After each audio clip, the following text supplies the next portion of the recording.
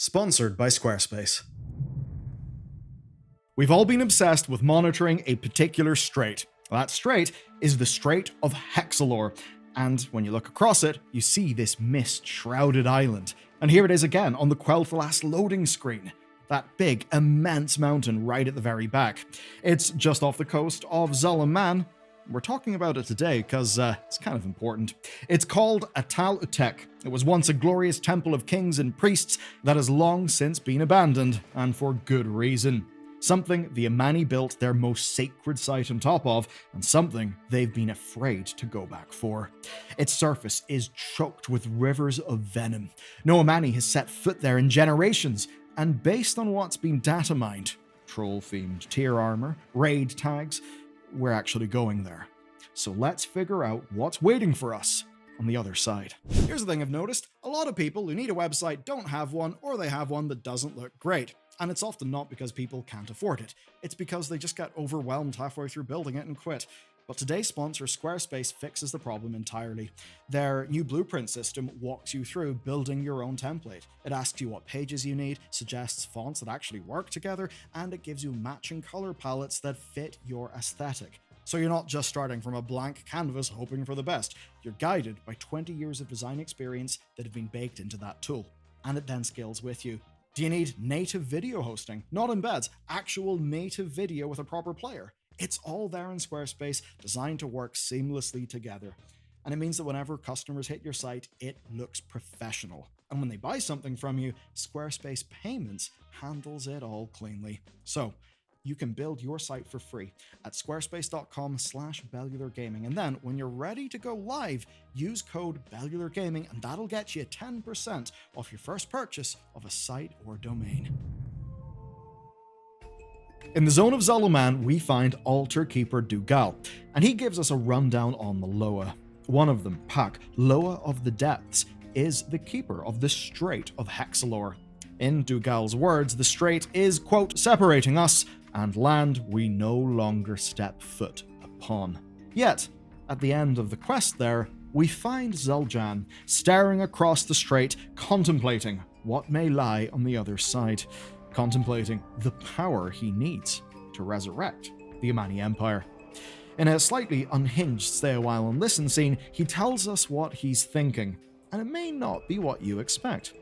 He tells us that Zul'jara kept the tribes together without the Loa. That's his sister, our main ally in the quests there. He says he resents the Loa for abandoning his people, and he dismisses the Loa's claims of Zul'jin's abuse and lies. If you're not deep in the lore, the basic story is Zul'jin, one of their older leaders, well, was enslaving Loa and doing bad things. So in the character of Zul'jan, we see a young man, a little bit on the back foot, reminiscing about the past, but with rose-tinted goggles. He makes it clear that he has different goals than his sister, and that neither the Loa nor the Blood Elves fit into his plans the way that they fit into hers. That's because she wants to preserve the Amani, maybe build some friendships, build some alliances. He, though, wants to expand their empire, to retake Eversong, to bring back what once was.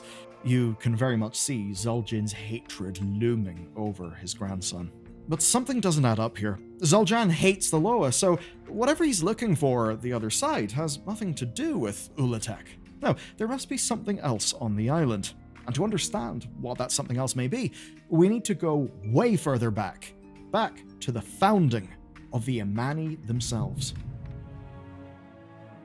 Zul'jin commissioned a series of tablets detailing the history of the Amani, and they fill in some huge gaps. But here's where it gets interesting off-screen. These tablets actually went live during early access for Midnight.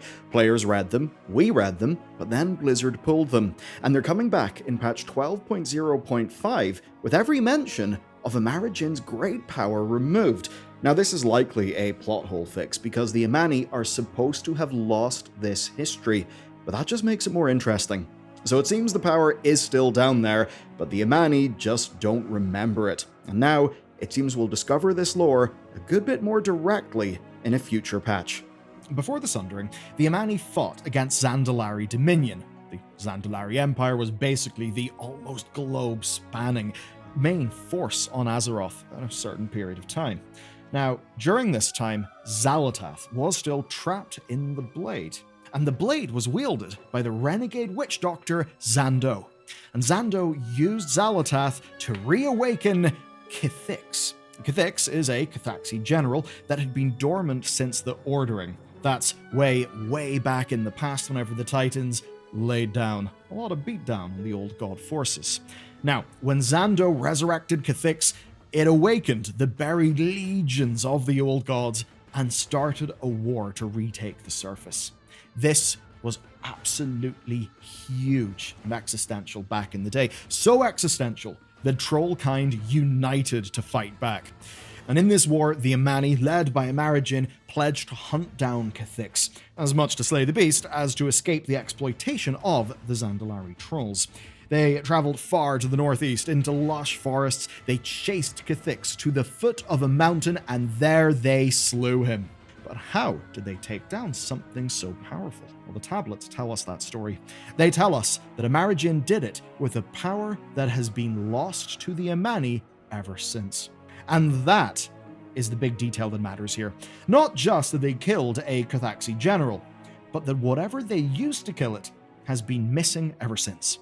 A power lost to the Amani trolls, and a power that an Amani, desperate or angry enough, might one day seek out in order to turn the tide against the Blood Elves. And from all we know, it's still down there. But to understand what there actually is, we need to return back to the history.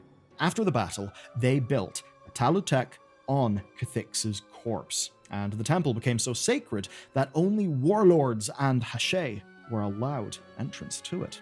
But here's the thing about Cathaxi. They don't stay dead easy.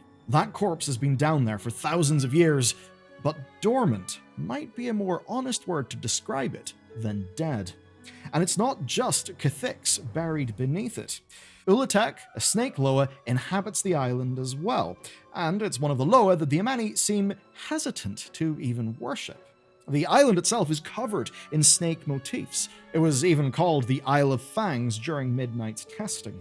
Now, we don't know if the rivers of green are venom or perhaps some foul magic, and we don't know how much influence Kithix has had on the Loa. So, all that I've covered today points to Ul'atek being some kind of villain. I mean, we have to fight someone on that island, right? And between a dormant Cathaxi and a snake goddess no one wants to acknowledge, Ul'atek has seemingly been sealed up and left alone for very good reason. But sealed or not, there is a prophecy that says someone is about to crack it. Zul'aman has a vision for the Amani, but for that vision to manifest, they need to reclaim a power lost to the ages.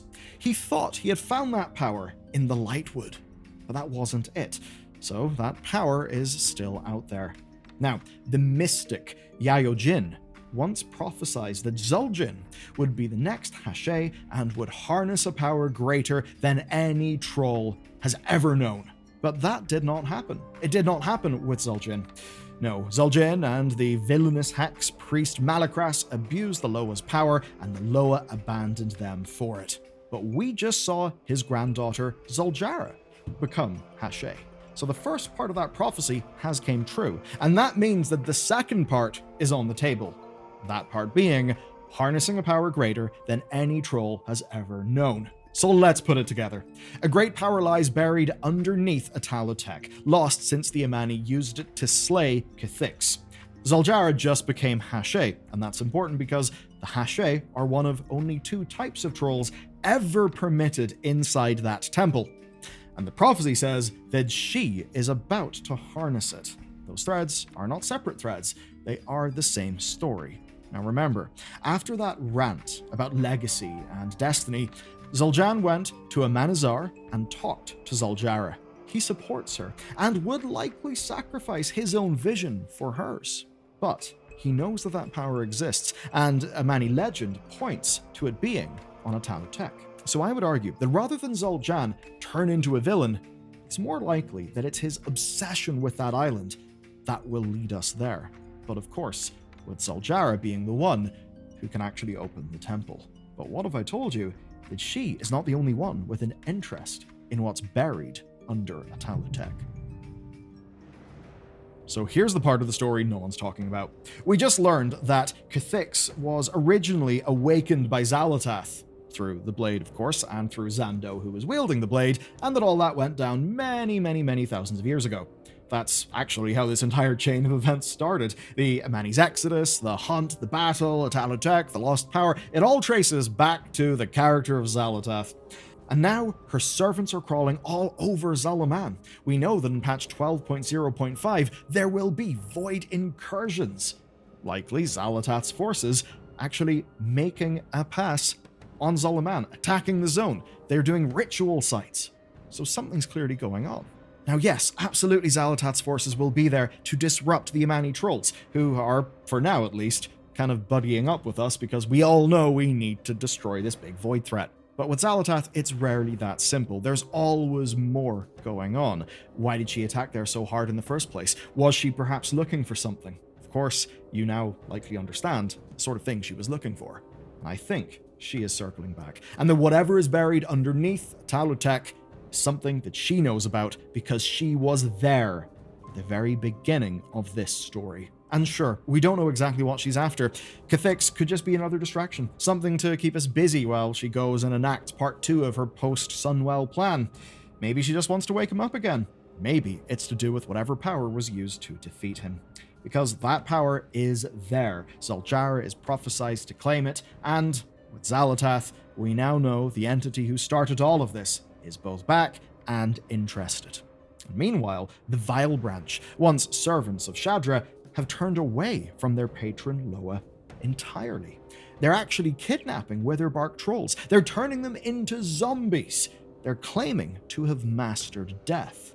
And that's a big link. Now, remember that name I dropped earlier, Malakras. He's the villainous Hax priest from the prophecy, the evil genius behind Zul'jin's abuse of Loa power. It's tempting, then, to think that the Vile Branch will perhaps resurrect their dead cousin, and that maybe we'll be fighting voodoo zombie Malakras inside xal'atath. Perhaps, but what's certain is that something is shifting in zul'aman. So keep an eye on the Strait of Hex'alor. We will be crossing it for the first time in many generations, and sooner than you think. And if you want to see the other major storyline driving midnight, check out this video about the light, and the fact that it's never been on our side. It's not evil. It's not villainous. It's a little bit deeper than that. It's a bit more interesting. And in this video, you'll really feel it.